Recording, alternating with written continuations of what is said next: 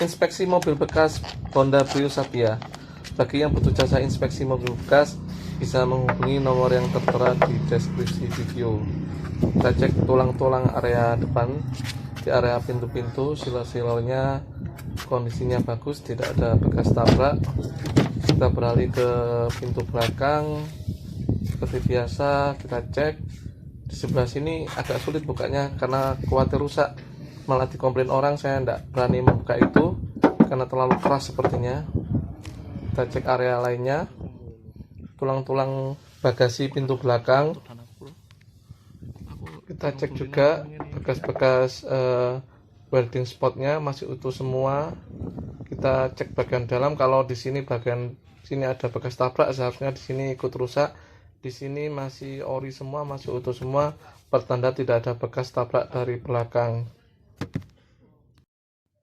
Lanjut area fender roda depan, di sini terlihat ada bekas skrup yang sudah ada bekas repair.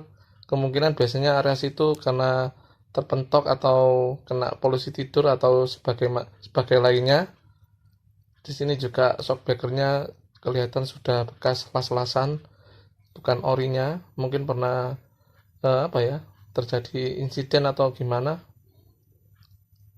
Di area roda sebelah depan kiri, fender-fendernya sudah tidak ori. Kita lihat piringan cakramnya masih halus, dan rodanya juga masih tebal. Di sini kelihatannya juga masih ori. Coba kita pindah area lain. Roda belakang, fender belakang tidak ada penutup. Kemungkinan waktu mundur nabrak pernah insiden lah intinya, sehingga tidak ada cover fendernya yang belakang. Atap-atapnya coba kita cek. Kita lanjut mengecek pada bagian lainnya.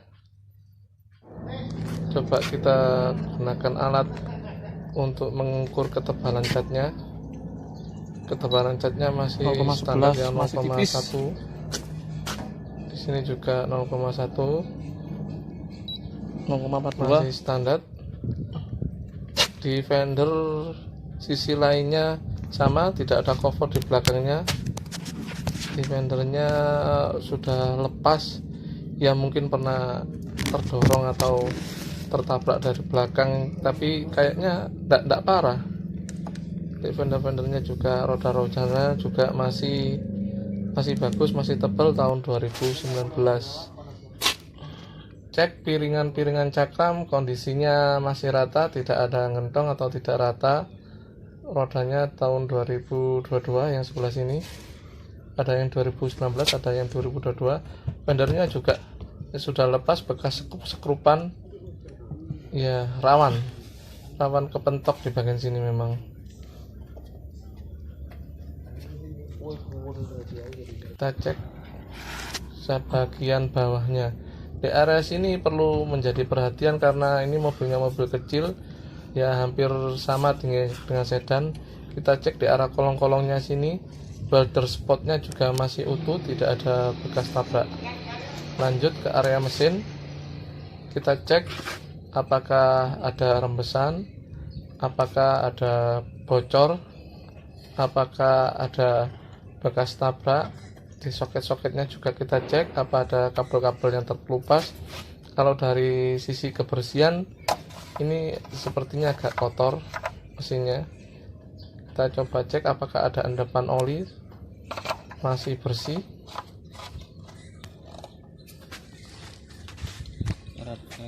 Mobilnya kondisinya kering. Coba kita cek kondisi oli. Kondisi olinya sepertinya sudah waktunya ganti radiator. Kita cek tulang-tulangnya juga apakah ada bekas tabrak. Kita perhatikan lagi area dalam-dalamnya, apakah ada bekas bongkar, bekas sealer di power steering bawah itu apakah basah atau rembes. Di area mesinnya sini, di fan belnya kita cek.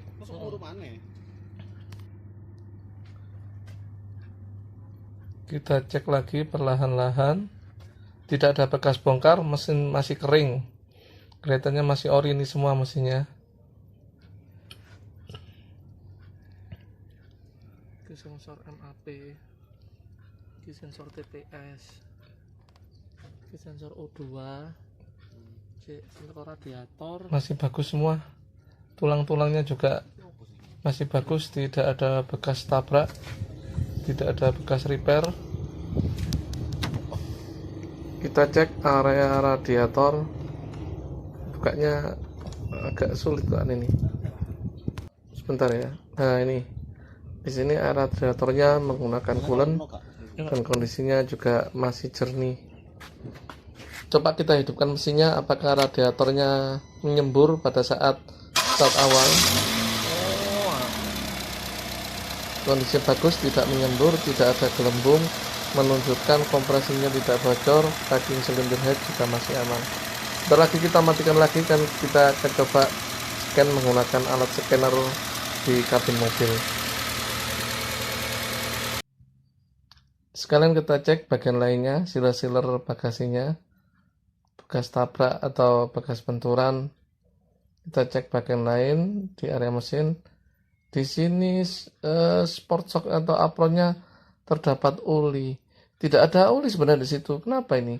Kemungkinan karena karetnya sudah getas, atau memang karetnya biasanya di sini bunyi kayak jeduk-jeduk. Untuk meminimalisir biasanya menggunakan oli biar suara jeduk-jeduknya atau karetnya menjadi lebih elastis.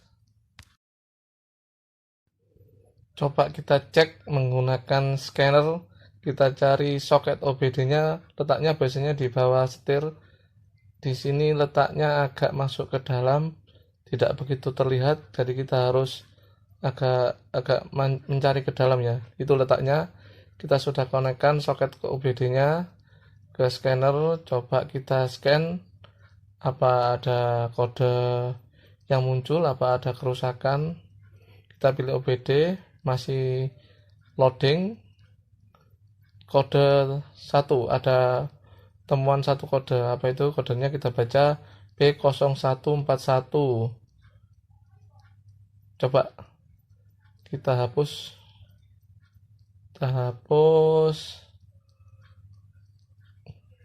Coba kita baca lagi. Oh, sudah tidak ada, masih bisa dihapus.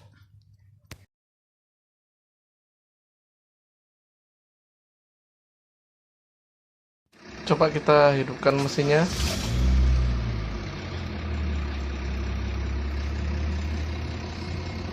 Tidak ada sensor, apa sih?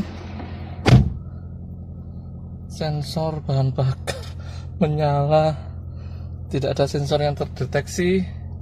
Kita coba lihat statistiknya.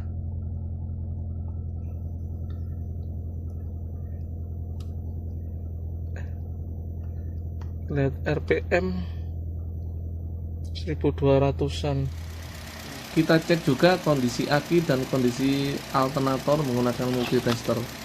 Standarnya ketika mobil hidup seperti ini, jika alternator itu bekerja melakukan pengisian, maka standarnya adalah 13 volt sampai 14 UB ya. Coba kita cek menggunakan multitester. Di sini 14,4 volt. Berarti kondisi alternatornya masih normal, bisa mengisi ke baterai, dan baterainya juga masih normal. Hasil inspeksi selesai, saatnya kita buat laporan kepada calon pembeli mobil Honda Brio ini.